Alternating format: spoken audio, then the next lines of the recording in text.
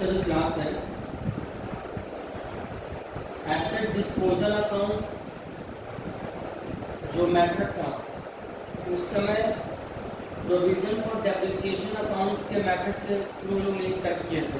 आज वही मेथड से करवाएंगे, ठीक है।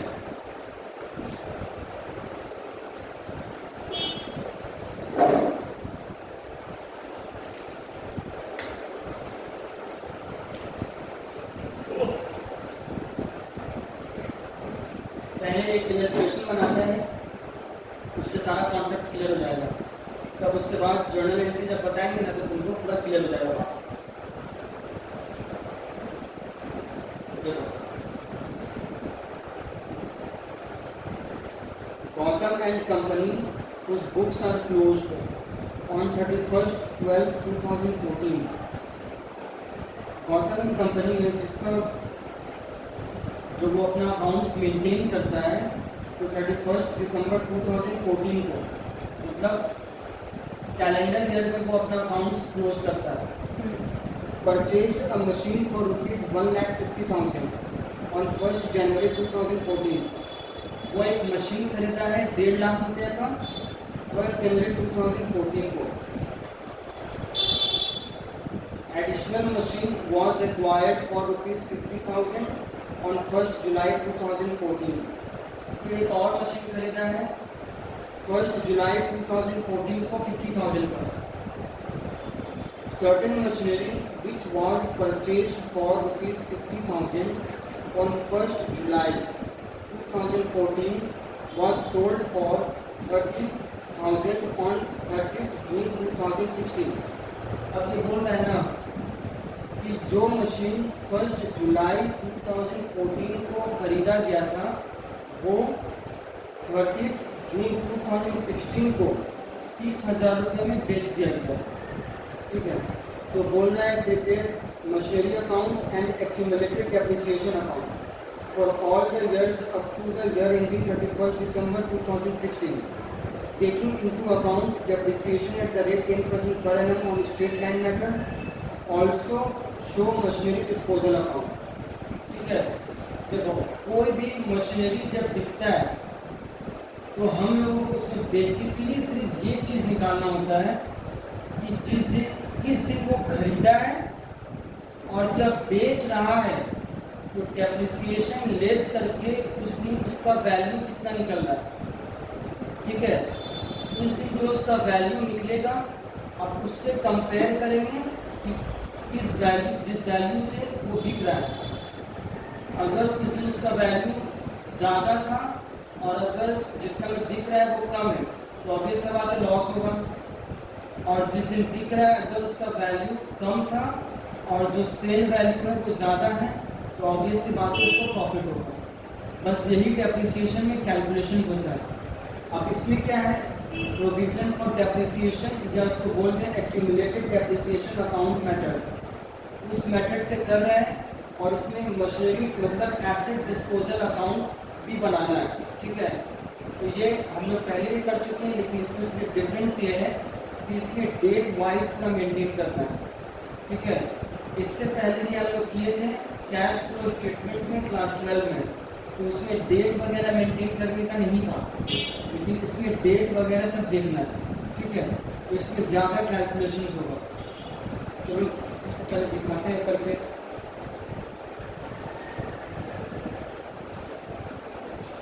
पहले बनेगा मशीनरी अकाउंट,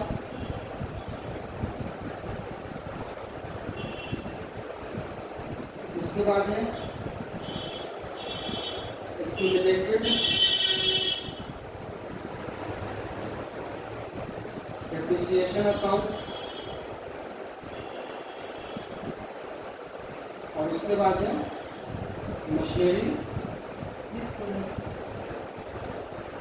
डिस्पोजल अकाउंट, ठीक है। तो यहाँ पर स्टार्ट होता है 2014 1 जनवरी से, तो डेट देंगे 1 जनवरी 2014 टू बैंक बोल के। परचेज किया, पहला मशीन परचेज किया 1,50,000 का,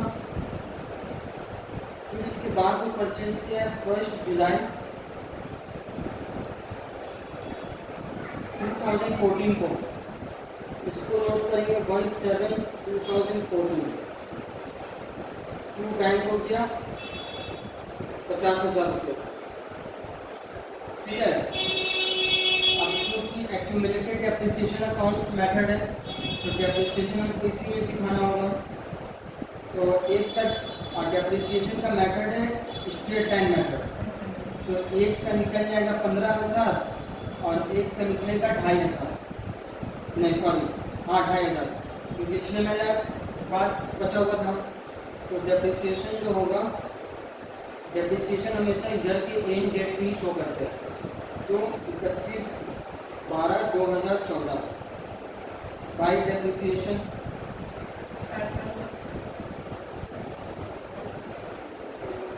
15,000 और 2,500, 17,500 रुपये होगा टोटल। ठीक है, अब इसको हम क्लोज कर देंगे टू बैलेंस CD बोल के।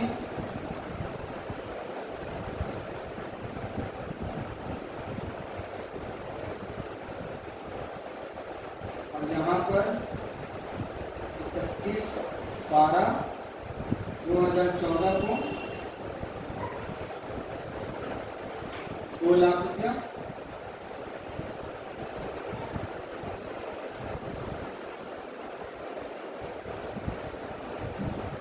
अब 2015 होगा। तो क्योंकि 2015 में कुछ किया नहीं, ना एक्स्ट्रा कुछ खरीदा है ना बेचा है, तो सिंपली यहाँ पर कैरी फॉरवर्ड करेंगे सिर्फ first two balance BD 2 lakh रुपया। अब इसको बंद कर देंगे।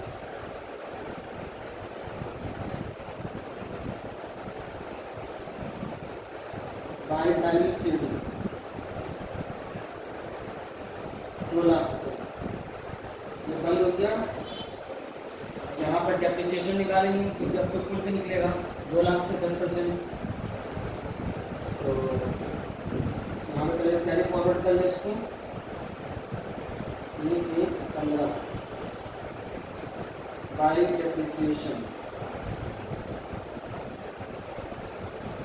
2 लाख पे हो जाएगा 20,000 रुपया।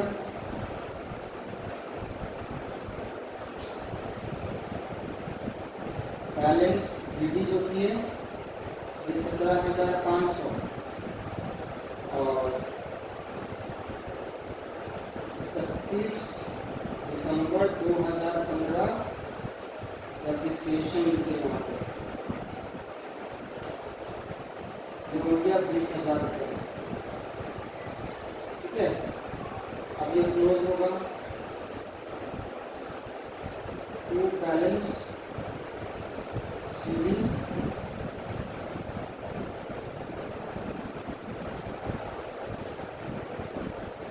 यहाँ तक तो एज यूजुअल जैसे चला सिंपल हुआ। ठीक है, अब यहाँ इस 2016 में वो अपना बेचा है मशीन को, तो पहले यहाँ पर BD कर लेते हैं। 1/1/16 टू बैलेंस BD 2 लाख रुपये। ठीक है, अब इसमें क्या करना है, इस मेथड में क्या होता है कि जो मशीन बिकता है उसका ओरिजिनल कॉस्ट यहाँ से निकाल देंगे। ठीक है, मशीनरी डिस्पोजल अकाउंट बोल के, machinery disposal account debit to machinery. तो क्या हुआ, टू मशीनरी का मतलब क्या हुआ, उतना अमाउंट का मशीन को हम डिक्रीज कर देंगे वैल्यू। तो यहाँ पर क्या होगा, जिस तारीख को बेचा है उसी तारीख को करेंगे। तो 1 जुलाई को किया है, 30 जून को बेचा है। ठीक है, 30 जून को बेचा है 30/6/16 लिखेंगे मशीनरी डिस्पोजल अकाउंट 50,000 रुपये ओरिजिनल कॉस्ट से ही निकालेंगे यहाँ पर। ठीक है, अब कुछ परचेज वगैरह तो किया नहीं है, तो इस अकाउंट को हम बंद कर देंगे। 31/12/2016 बाई बैलेंस CD 1.5 लाख बचा। अब क्या होगा यहाँ पे, क्योंकि 6 महीना के बाद बेचा है, तो 6 महीना का 50,000 का जो डेप्रिसिएशन है वो 2,500 रुपये निकालेंगे स्ट्रेट लाइन पे, तो वो यहाँ पर पहले लेस करेंगे इसको।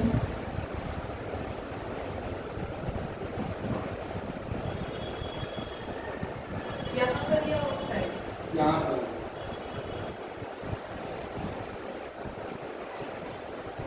सर ये पूरा डेप्रिसिएशन काउंट किया हुआ है 7,500। हाँ बताते रुको।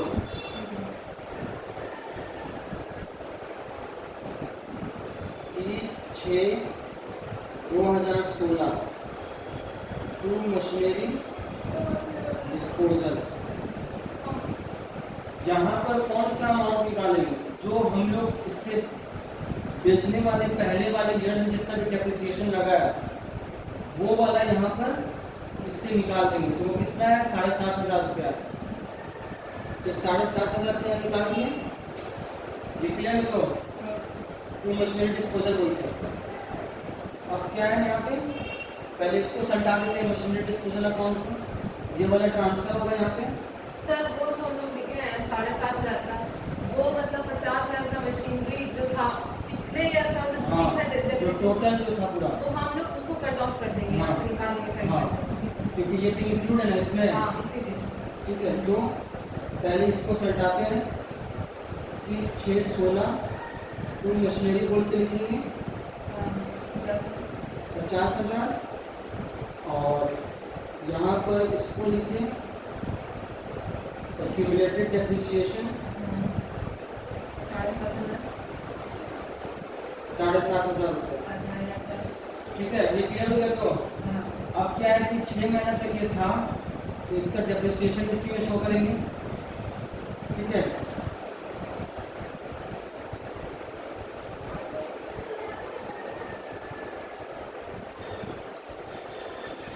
तो 6 महीने का जो डेप्रिसिएशन होगा वो 2,500 होगा। क्लियर हो गया। अब यहाँ 50,000 से माइनस करेंगे 10,000 रुपये, तो इसका कीमत हो रहा है 40,000, लेकिन ये बेचा है 30,000 में, तो 10,000 का लॉस होगा।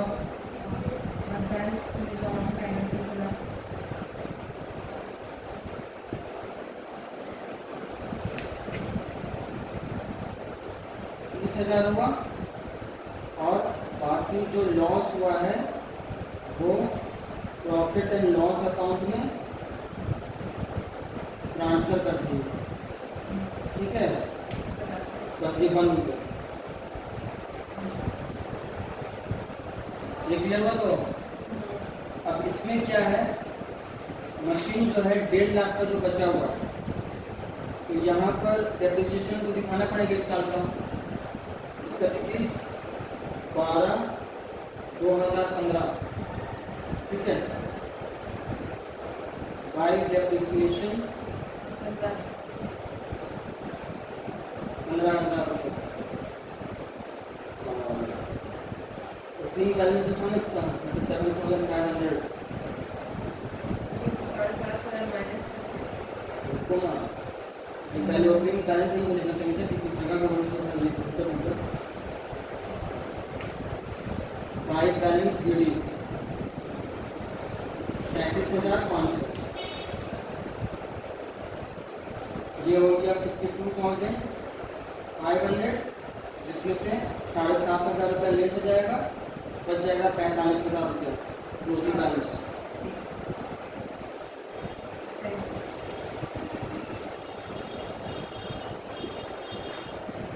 क्लियर हो गया। यही है एक्यूमुलेटेड डेप्रिसिएशन का एसेट डिस्पोजल का मेथड। जब आएगा तो इस तरह से सॉल्व करना। समझ में आया?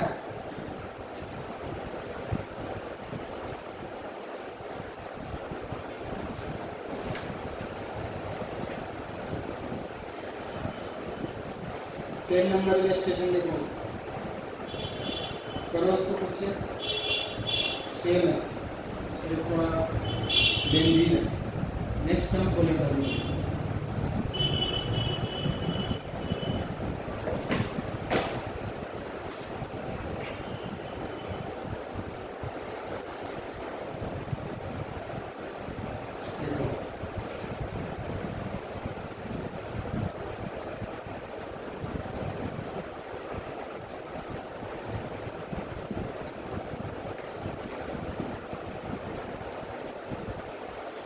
At the beginning of the financial year, on 1st April 2016, X Company Limited had a balance on plant account of rupees 18,60,000। मतलब ये प्लांट का ओपनिंग बैलेंस बता रहा है, बैलेंस उसके पास मशीनरी था। And on provision for depreciation on plant account of rupees 10,27,000। मतलब provision for depreciation जो है उसका भी ओपनिंग बैलेंस है।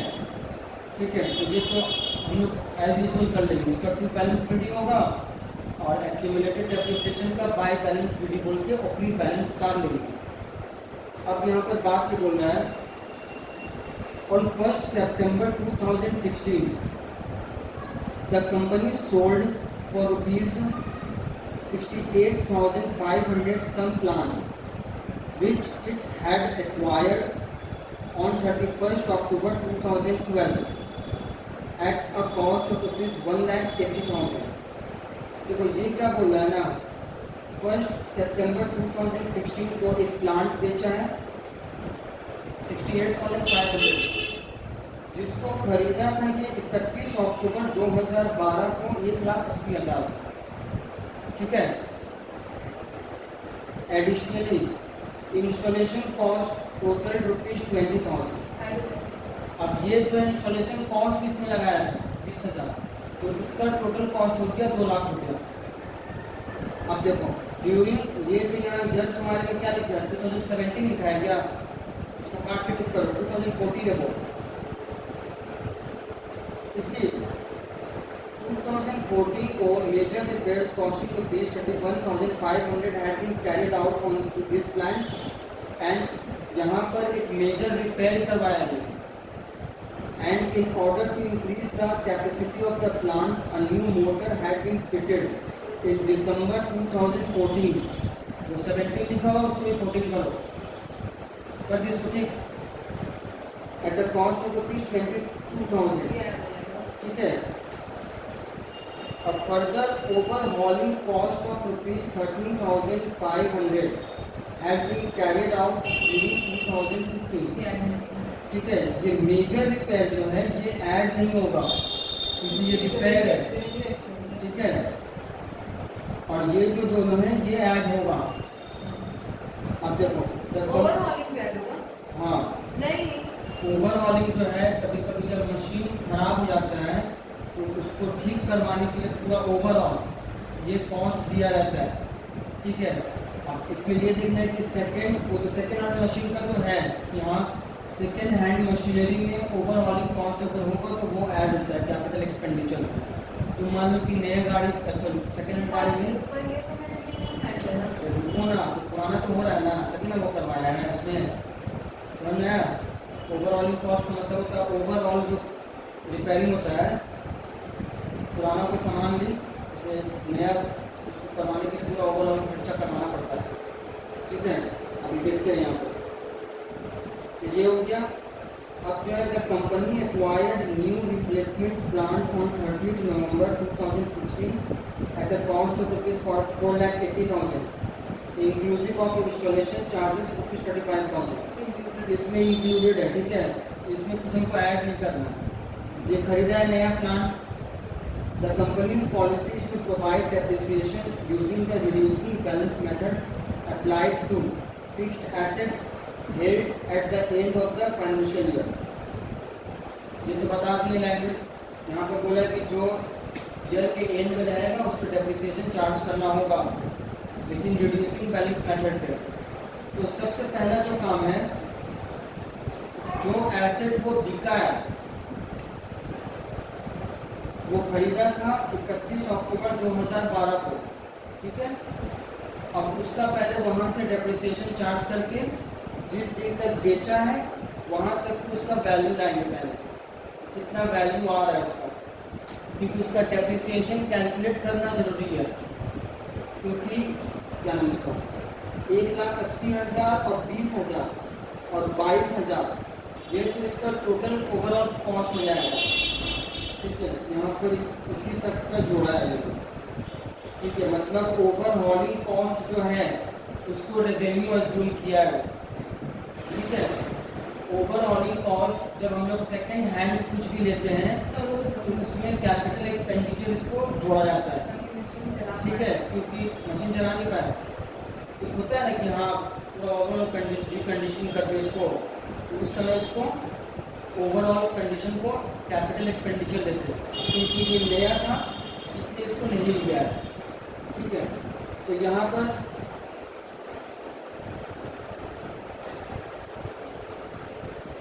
1,80,000 कॉस्ट था, 20,000 इंस्टॉलेशन हुआ और अपग्रेड जो करवाया है, जो नया मॉडल लगाया है जिसकी वजह से कैपेसिटी बढ़ा है, तो ये इसका टोटल कॉस्ट हो गया 2,22,000 रुपये। ये क्लियर है? क्योंकि इसका ओरिजिनल कॉस्ट निकालना जरूरी है, क्योंकि ये प्लांट डिस्पोजल मेथड से कर रहे हैं, क्योंकि वहाँ से ओरिजिनल कॉस्ट को वहाँ से लेस करेंगे बाय प्लांट डिस्पोजल बोलकर। ये क्लियर हो गया? तो अब यहाँ पर सुनिए, डेप्रिसिएशन ऑन डिस्पोजल, जो मशीनरी बिका है उस पर कैसे निकालना है। कॉस्ट लगा है और इंस्टॉलेशन सेम डेट लगा है, डिवाइड करें। हाँ, स्टार्ट करना तो आप कर दिया स्विच।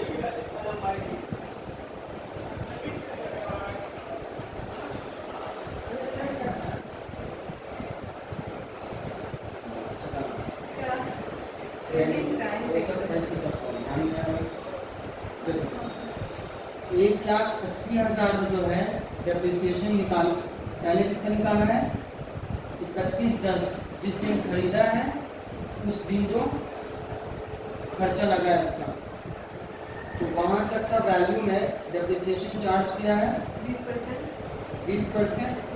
और क्योंकि ये बोल दिया है कि जितना लगेगा फुल लगेगा डेप्रिसिएशन, 40,000 लगा तो ये अमाउंट यहाँ बाहर निकालें, क्योंकि डेप्रिसिएशन को ऐड करके एसेट डिस्पोजल से बाहर करना है।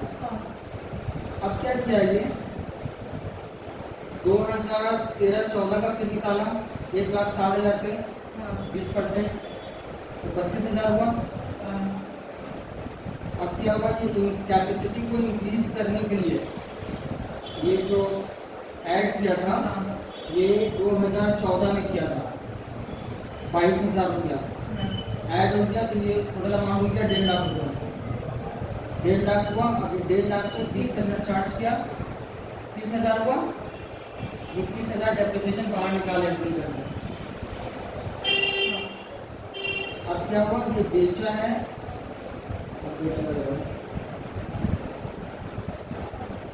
ये बेचा है 1 सितंबर 2016 को। ठीक है, लेकिन डेप्रिसिएशन जो है पूरा चार्ज होगा। ठीक है, क्योंकि ये बोल दिया जो एंड करेगा चार्ज करेगा। तो 24,000 रुपये मैंने लेस किया।